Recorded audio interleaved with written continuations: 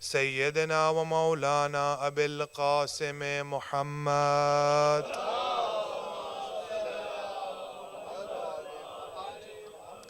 أما بعد فقد قال الله سبحانه وتعالى في كتابه المجيد: بسم الله الرحمن الرحيم، والشمس وضحاها والقمر إذا تلاها الصلوات.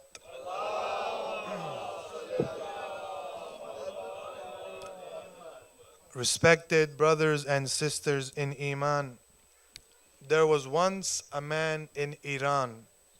His name was Agha Yazdani.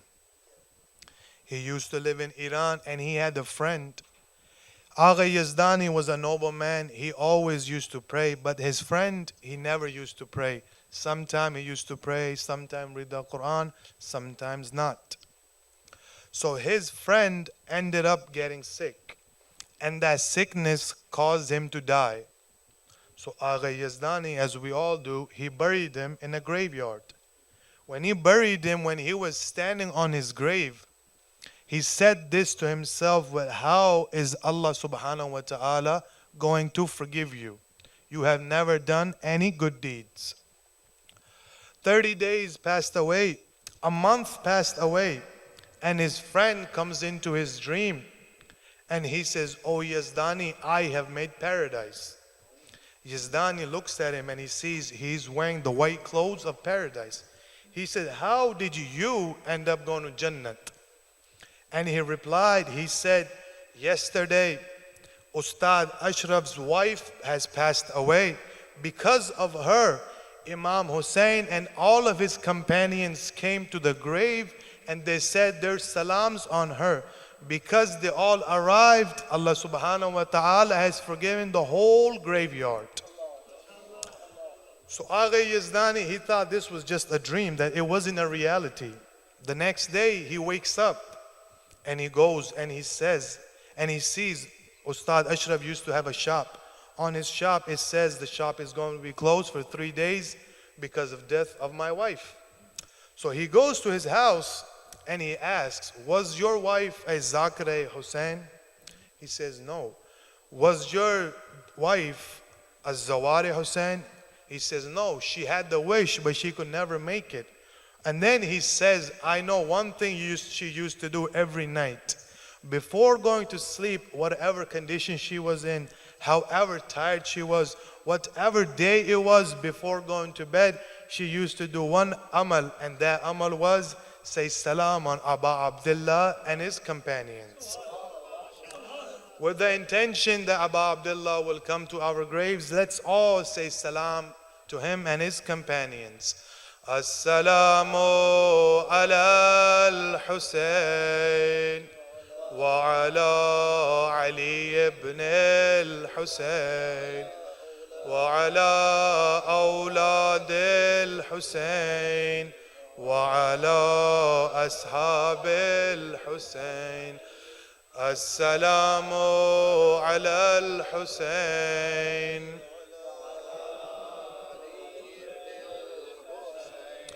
وعلى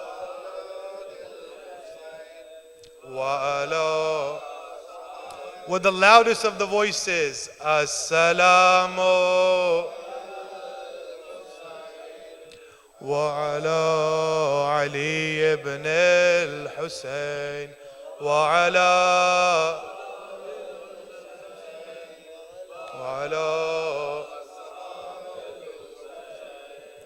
Let me thank the Almighty, the All-Knowing, the All-Sustainer. He could have chose anybody else to be here, or he could have chose anybody else to be at you guys, wherever you guys are sitting. But Alhamdulillah, He has given us the tawfiq that we are here in the holiest institutes to commemorate the days of Abu Abdullah al-Hussein and his companions.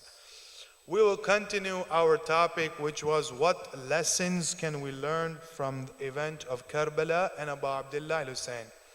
I have mentioned 10 lessons. I don't want to repeat them.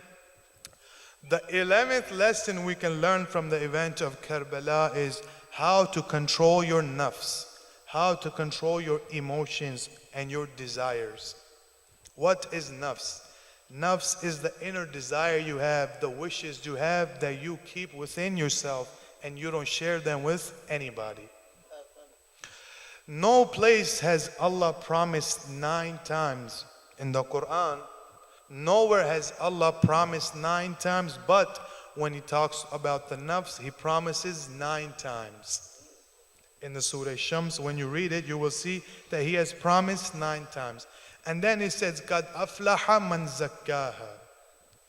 Successful are the ones who have controlled their nafs. Purified are the ones who have controlled their nafs.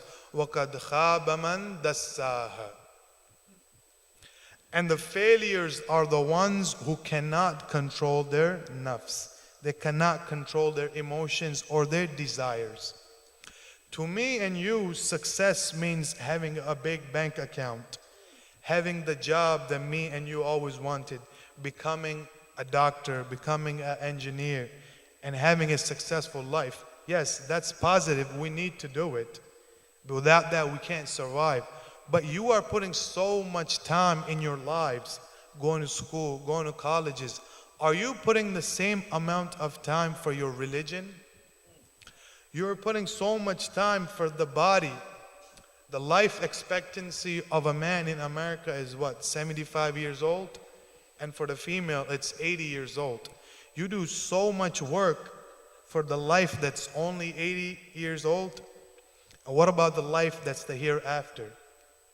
The life that no one will die, and when you go to paradise, inshallah, we will all go.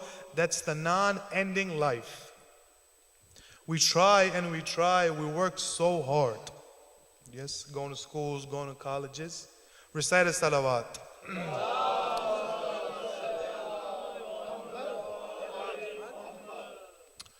Sometimes we go to doctors and we go to hospitals because we know we cannot care for ourselves in our homes. Just like that, Allah has set the concept of Hajj and Ziyarat. If you cannot treat yourself here, go out there. Go become a new person. Go become a better person, and then come back.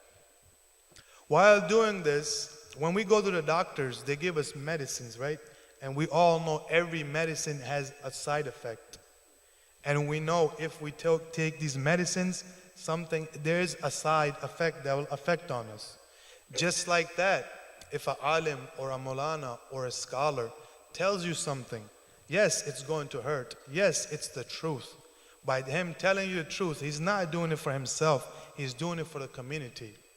So if you hear something from a Maulana or a scholar, you shouldn't be going against him, or you shouldn't be going against the Islamic Center that, oh, I'm going to stop going here because we have been doing this for 15, 20 years, and a new Maulana comes and he tells us this is wrong. We should be thanking them. When you go to the doctors and a doctor tells you that you have diabetes, do you fight with him? No, you thank him and you ask him for advice. Why? Because you know at the end of the day, he knows more than you, and it's what you need. So just like that, we should be thanking our ulama. For our body, we have tests. Yes? Every 3 months, we give a blood test. Wherever you might go, you give a blood test. Why? Because you're scared. You don't want to have a new disease or be affected by new germs. Just like that, our soul needs to be treated too. Our soul has a test too. Our spirituality has a test too. Our ruh has a test too. In the month of Ramadan, we have the test of taqwa. How much can you worship? And in the month of Muharram and Safar, we give the test of saying, Labbaik ya Hussein. That, oh Hussein, on the day of Ashura, you said, is there anybody to help me? Today we are here for you, Imam. In the Muharram, that's why we're here. Say aloud salawat.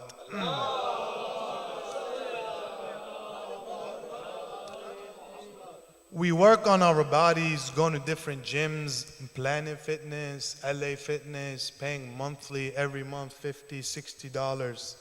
Why? So we can stay in shape, so we can have a balance. Just like that, Allah subhanahu wa ta'ala has made spiritual exercise 5 times a day. But we never see it.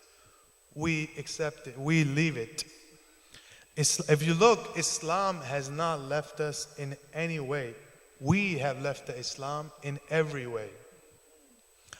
In the working world, you have everyday meetings. Just like that, you have everyday salat. In the working world, you have weekly meetings. Just like that, we have the Friday prayer. And in the working world, you have global conferences where everybody gets together from all over the world to have a meeting or a conference. Just like that, Allah has the concept of Hajj and Umrah. So as I was saying, my topic was how can you control the nafs? There are three types of nafs. One is nafs ammara. The next one is nafs lawwama. And the third one is nafs mutma'inna. Nafs ammara, what is nafs ammara? Nafs ammara invites you to do the sin. For example, today you did a niyat that I am going to go to the Majlis of Imam Hussein, and you were coming and you were in your car. What does nafs ammara do? It gives you an idea that yesterday I didn't get enough tabarruk, I am going to fight that brother. Or I am going to fight that sister. Or yesterday something happened in the julus, I'm going to end up fighting them. This invites you to do sin. And each and every person, there are four things within ourselves. One, there is a shaitan sitting in ourselves. One, there is an angel in ourselves. One, there's a scavenger. And one, there's an animal. Yes. What does Shariat do? This is when Shariat kicks in. It helps you, when you do all the amal, it helps you elevate the angelistic power. So you can differentiate between animal and human. قال أمير المؤمنين علي بن أبي طالب. The Imam said, human, if he works on himself, he can be better than the angel. What does the Imam mean? The angel, if he worships, it's nothing out of the order because he is made to worship. The human, when he worships, he has to leave 1,000 things. He has to put his phone down. He has to leave social media. He has to leave his family, all of his co-workers. He has to leave the whole world behind him. Then he comes to pray. So that's what the Imam was trying to tell us. If you keep working on yourself, how can you work on yourself? There's three main aspects on how to control your nafs and emotions. Number one, muhasabah. What is muhasabah? Before you go to sleep, before you go to bed, make a list of how many sins and how many good deeds did you do today. How many hearts did I break? How many lies did I tell? How many prayers did I pray? How much Quran did I read? How many ayats did I do? This is called muhasabah. قال Imam Ja'far al-Sadiq, Man la yuhasib laysa minna. The one who does not do muhasabah on a daily basis, he is not from us. That was muhasabah. Number two, musharata. You put a condition on yourself. What kind of condition? That if I read Quran today, I am going to treat myself with KFC chicken, the halal version. Putting a condition on yourself. So you put a condition on yourself that if I read the night prayer, if I read tahajjud, I will treat myself by getting a Snicker bar. And if I don't do that, then you punish yourself by eating vegetables. That was musharata. And the third thing was muhafiza. Becoming a security guard not on yourself but everybody around you. Having that eye, that main eye. If you are the adult of your family, you have to have an eye over everybody.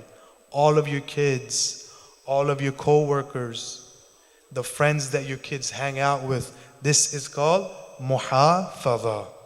Yes. We are so busy in creation. We have wasted so much time in creation. What do I mean by creation? Oh, his skin is so dark. Why is he created like that? Oh, his skin is so white. Why is he like that? His nose is like that. Her nose is like that. he is so tall, she is so fat. Yeah, we have wasted so much time in something that we have no control over. So why not try to take control over our lives? What can we do? What do we have in control? If Allah subhanahu wa ta'ala, when you were born, you were ma'asum. The least you can do is when you go back to Him, stay ma'asum. When you were born, you were pure. You had no sins. Your plate of sins was clean. The least you can do is when you go back to Him, your plate of sins should be empty. So how can I connect this to Karbala? The emotions, how to control emotions. Imagine having a brother. You grew up with him. You did everything with him. Yes. He was with you for 30 years. If anybody tried to threaten you, he was always there. He always had your back. And then imagine that same brother, he comes to you and he asks you, give me the permission to die. And Abu Abdullah replies to Abu al-Fadl that Abu al-Fadl, not now. Look at the bravery of Abu al-Fadl. It is narrated by Hur that Hur told Imam Hussein, we used to have meetings all day and all night. And the main purpose of those meetings was, how can we defeat Abu al-Fadl? Look at the caliber of Abu al-Fadl. Look at his emotions. Look how he's telling us to control ourselves. If Imam Hussein wanted, he could have gave one order to Abu al-Fadl and he would have wiped out all the Yazid forces. Look at the wishes of Abu al-Fadl. Abu al-Fadl wants to keep the promise that he had with Zainab, that I will be there to keep you safe and keep your hijab. That Abu al-Fadl wanted to bring water to all the kids in the tents, but he couldn't. Yes, look at the lesson he's giving us. Today, because the night is associated with Abu al-Fadl, the narrators write that whenever any shaheed fell off the horse, all of the ladies in the camps, they would say his name and then they would do Latmiya. When Ali Akbar went, when Qasim went, they would always say Wa Akbara, Wa Qasima. But when Abu al-Fadl fell, they all had one thing on their tongues, and they all said was Wa Hijaba, oh our hijab. Abu al-Fadl comes to Imam Hussein and he asks, oh brother, oh master, give me the permission, I want to fight. Imam Hussein says, how can I give you the permission? You are the general of my army. Abu al-Fadl looks right. He looks behind him and he says, what army are you talking about? There is no one left. So Imam Hussein tells him, oh Abu al-Fadl, give me your sword. I do not give you the permission to fight, but you can do self-defense. He takes his sword and he gives him a spear. Abu al-Fadl, while doing self-defense, he ends up at Nahr Furat. Abu al-Fadl is fighting, and what is happening in the tents? Agha Hussein Kummi says, all of the children, they left their tents and they came to the tent of Sakina. They all have the bowls in their hands and they come to Sakina and they say, oh Sakina, when your uncle comes back with water, will you please give us some water? She says, yes, of course I will. Now Abu al-Fadl is fighting in the battlefield. Imam Hussein is looking at him fight, and Sakina comes next to him and she asks, oh father, I would like to see how my uncle fights. Agha Kummi says, Imam Hussein says, climb on my shoulders. If you want to see how your uncle fights, climb on my shoulder. She climbs on his shoulder and she sees something, and then she says, oh father, I want to get down. Imam Hussein asks, what did you see, Sakina? She said, there are swords and swords. Spears are being thrown. Arrows are being thrown. And the flag of my uncle, sometimes it goes left, sometimes it goes right. And everybody's purpose is to bring that flag down. So Sakina says, I do not want to see this. And then Agha Hussein, he says, Sakina said something to her father that Imam Hussein started to cry. What did she say? She said, it's okay, I will give the sacrifice of Ali Asghar because he's only 6 months. Call your brother back because he's 34 years old. Allahu Akbar. وَمَا عَلَيْنَا إِلَّا الْبَلَاغُ.